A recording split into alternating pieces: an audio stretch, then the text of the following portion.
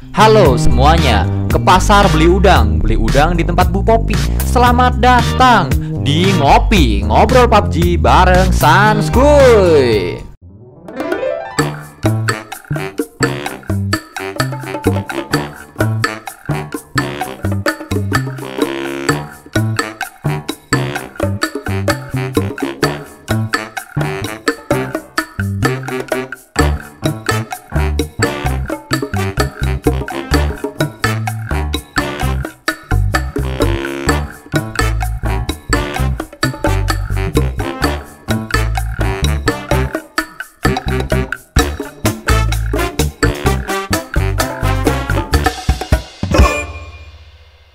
Ya, di Ngopi kali ini kita akan ngebahas peluang tim Indonesia yang berlaga di SEA Final. Seperti yang kita tahu bahwa Indonesia sudah diwakili oleh 3 tim untuk berlaga di SEA Final, di mana yang pertama ada BTR Red Alliance. Ya, seperti kita tahu bahwa dia adalah juara PMPL Indonesia. Yang kedua ada Morph, yang ketiga ada Onyx. Untuk itu langsung aja kita bahas bagaimana peluang ketiga tim ini untuk berlaga di SEA Final 2020. Supaya rame akan gue bahas dibalik dari yang ketiga dulu, yang kedua baru yang pertama. Karena kalau yang pertama dulu sangat tidak rame dong. Kita bahas dari yang ketiga dulu, yaitu Onyx. Gimana sih peluang Onyx untuk tampil di SEA Final? Bagaimana peluangnya? Apakah dia berpeluang untuk menjadi juara atau bahkan ternyata dia tidak berpeluang untuk lolos? Kita akan bahas dari awal. Kita supaya urut, kita akan bahas dari penampilan Onyx dulu di PMPL 2020 regular season kemarin. Gue udah pegang datanya. Kita akan bermain berdasarkan data kelas, bermain berdasarkan data. Gue punya catatan di sini, gue udah kumpulin data dan akan kita bedah satu-satu datanya. Bagaimana sih penampilan Onyx di SEA Final? Bagaimana penampilan Onyx di PMPL Indonesia regular season sampai grand final, sampai akhirnya mereka lolos, dan bagaimana peluangnya melihat track recordnya kemarin gitu di turnamen yang sebelumnya. Yang turnamen terdekat sih ya PMPL, ya mana lagi gitu kan, paling ya scrim gitu. Yang setelah PMPL mereka melakukan scrim, tapi itu gak akan gua bahas karena itu belum resmi.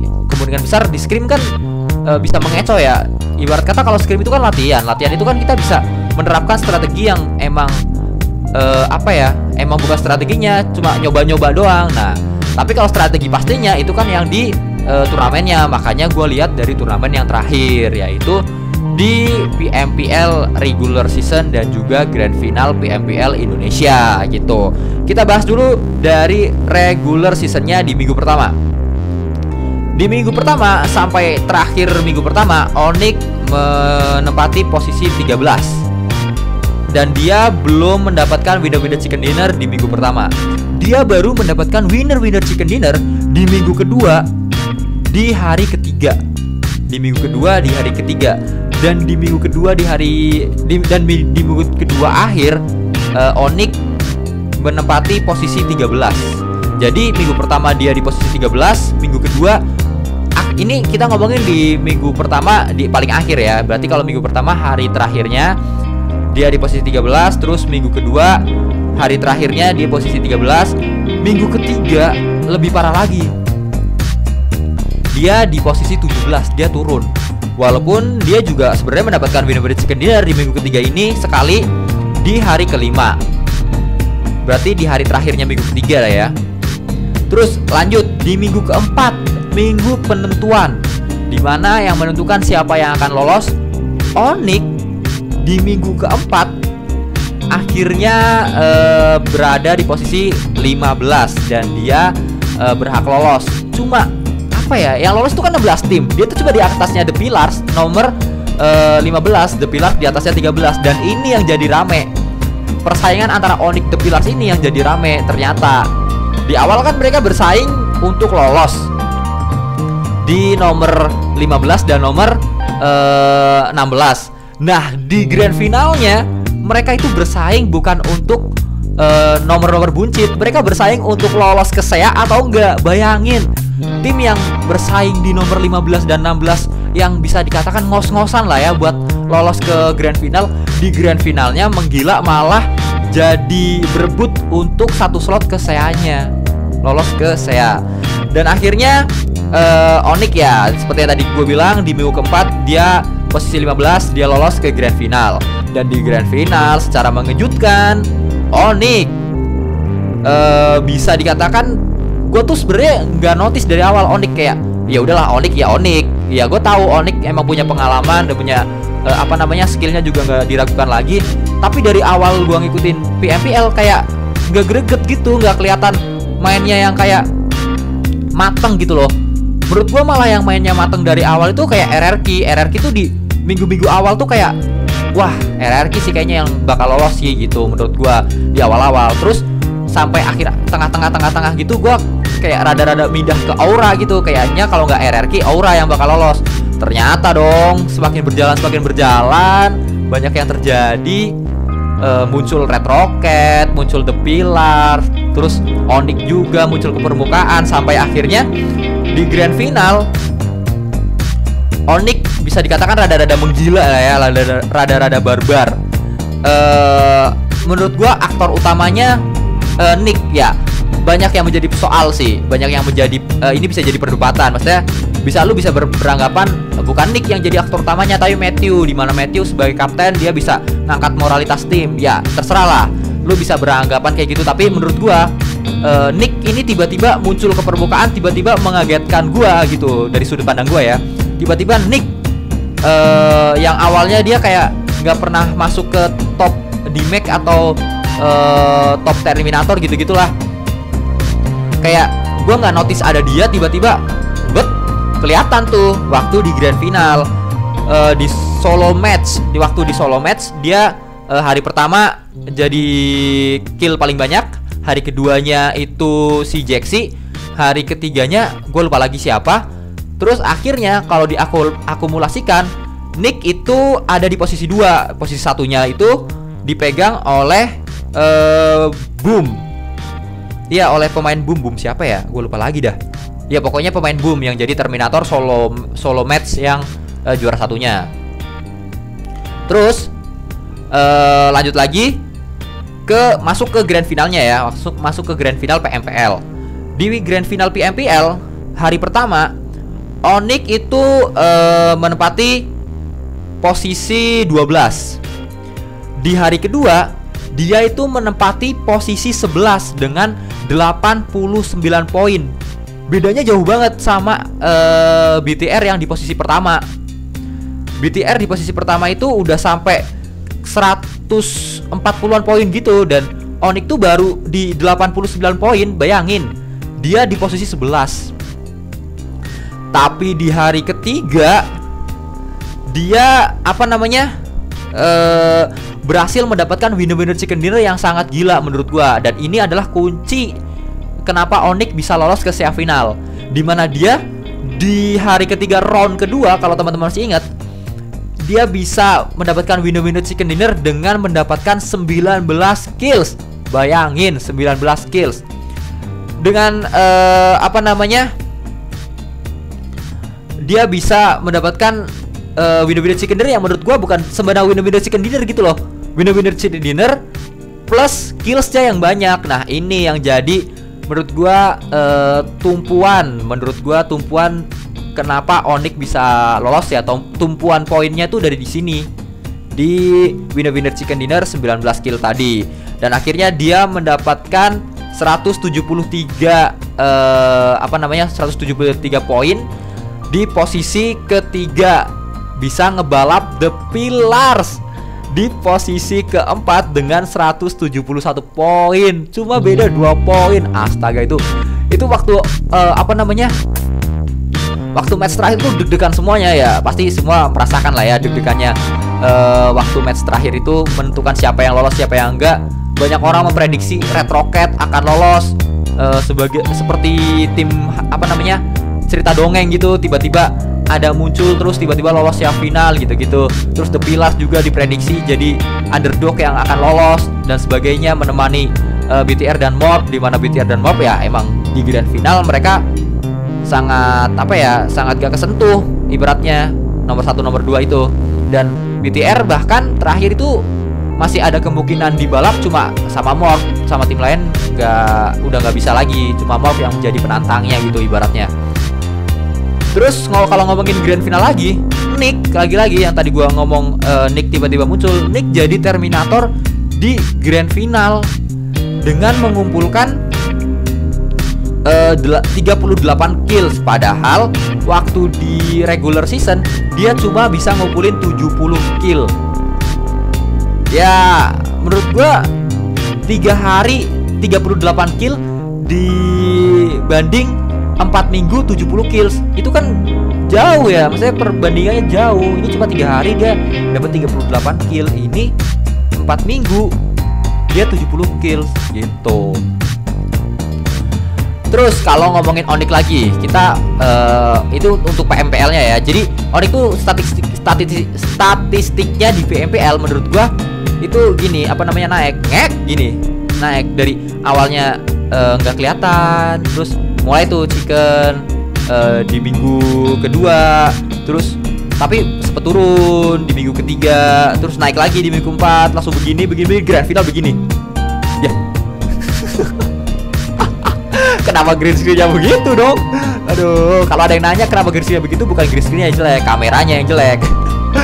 Oke, kita lanjut ke tadi kan udah nih PMPL kelar dong, udah tahu track record Onyx di PMPL gimana, dimana dia akhirnya bisa mengembalikan kepercayaan diri, mengembalikan gameplay dia seperti yang diinginkan. Ya mungkin ini juga faktor Kapten Matthew yang emang udah punya pengalaman segudang lah ya ibaratnya di scene profesional dan scene internasional di PUBG Mobile. Akhirnya dia bisa, dan juga peran manajemen pastinya kalau menurut gua, yang bisa mengembalikan gameplaynya dan juga kepercayaan diri dari anak-anak Onyx. Kita lanjut setelah PMPL itu, kalau teman-teman ngikutin juga ada Scrim SEA versus juga ada India-Indianya. Nah tapi Indonesia cuma diwakili sama Mob dan juga Bigetron Red Alliance di situ. Dimana Onyx gak ikut tuh, Onyx gak ada di Scrim itu. Banyak orang bertanya-tanya kenapa Onyx tidak ada di Scrim itu. Ibaratnya kan Scrim kan judulnya Scrim ya, berarti kan latihan gitu kan. Latihan dan ngelawannya tim-tim yang akan mereka tandingkan, yang akan mereka lawan di turnamen yang benernya gitu. Nah ini kan berarti jadi bisa dikatakan jadi apa ya, jadi latihan, bener-bener latihan lah ya. Nah kok Onyx gak ada, yang ada cuma Bigetron sama Mob, Bigetron Red Alliance ya. Nah itu dia, itu jadi pertanyaan banyak orang. Tapi belakangan ini terjawab oleh manajemen dari Onyx langsung. Manajemennya Onyx ngomong di sebuah acara kalau mereka itu tidak ikut karena tidak ada invitationnya, karena mereka belum di-invite. Mereka baru akan ikut Scrim setelah PMPL SEA Final. Undangannya sih kayak gitu. Jadi mereka kenapa kemarin gak ikut, karena tidak ada invitationnya, dan mereka baru diundang itu Scrim setelah adanya PMPL SEA Final gitu. Terus belakangan ini juga terkuak dong, bahasa gua apa itu, terkuak lagi gua ngomongin ada bahwa Onyx ini lagi rada-rada pusing karena di beberapa Scrim yang mereka ikutin, mereka itu tempat landing spot mereka di early game itu ditempati beberapa tim juga, mesti kedatangan tamu ada di landing spot yang sama. Misalkan di Erangel, di Gatka, mereka itu ketemu sama Box dan juga ketemu sama Orange gitu. Terus mereka sudah mencoba untuk fight, tapi menurut mereka ini kurang worth it, dan mereka akan mencoba mencari tempat-tempat yang lain. Karena Nick, yang tadi gue bilang Nick adalah kunci di menurut gue kunci di bangkitnya Onyx waktu di PMPL Indonesia kemarin, itu sering keculik kalau mereka memaksakan turun di Gatka. Terus kalau di Miramar, di Los Leones, mereka juga kemungkinan akan tidak di Los Leones lagi, karena Los Leones ditempati 4 tim termasuk Onyx. Jadi ada 3 tim lain yang turun di Los Leones ya. Memang Los Leones adalah tempat yang luas. Di Miramar, Los Leones itu sangat luas dan paling luas. Tapi tetap aja 4 tim di landing spot yang sama di early game itu bukanlah sesuatu yang menurut gua worth it. Ya bener sih, kita bisa aja fight, bisa aja berbagi kompon, tapi di early game dan kita udah tahu di situ ada tim lain, bahkan sampai 4 tim termasuk tim kita, itu bukanlah sesuatu yang bagus sih gitu. Jadi menurut gua emang keputusan yang sangat bijak kalau Onyx memilih untuk mencari tempat lain gitu. Nah, terus kalau ngomongin Onyx lagi, gimana sih peluang Onyx menurut gua di SEA Final nanti? Kalau gua boleh ngomong jujur, gua sangat berharap tim Indonesia lolos gitu kan. Kan slotnya cuma 2 ya, cuma juara 1 dan juara 2. Tapi kalau yang juara 1 ini ternyata emang dia udah lolos ke World League, berarti juara 2 dan juara 3 yang diambil, gitulah pokoknya. Nah, juara satunya, misalkan juara satunya Bigetron gitu ya, berarti kan Bigetron udah lolos. Nah, slot nomor 2 dan nomor 3 bisa tuh diperebutkan oleh siapapun. Gue berharapnya nomor 1 ini bisa Bigetron, dan nomor 2, nomor 3-nya ya entah itu Morph di nomor 2 atau Onyx di nomor 3, supaya tim Indonesia tiga-tiganya bisa lolos ke World League gitu. Itu harapan gue. Tapi itu kan harapan ya. Gue sih berharapnya amin banget bisa kayak gitu.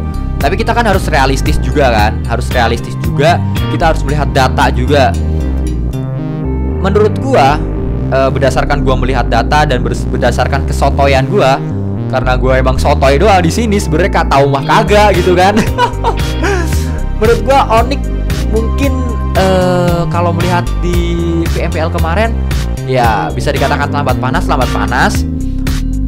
Ya gue bisa tapi kalau PMPL kemarin yang regular season itu kan lama gitu kan. Kalau dikasih lama Onyx lambat panas, tapi kalau dikasih turnamen yang bentar kayak di grand final PMPL kemarin langsung ngegas. Nah gimana dong? Ya kalau menurut gue kesimpulannya sih, kalau gue Onyx ya mungkin akan bisa rada fight, tapi akan tetap keteteran, misalnya tetap rada susah gitu. Nah kalau ngomongin Onyx, gue berharapnya Onyx bisa stabil minimal ya di 10 besar terus agar dia bisa ngejar ke peringkat 3-nya gitu.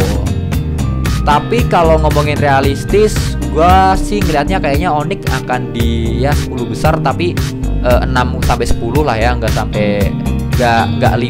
sampai 5, tapi 6 sampai 10, tapi tetap di 10 besar. Kalau menurut gue ya entah 6, 7, 8, 9, 10 gitu.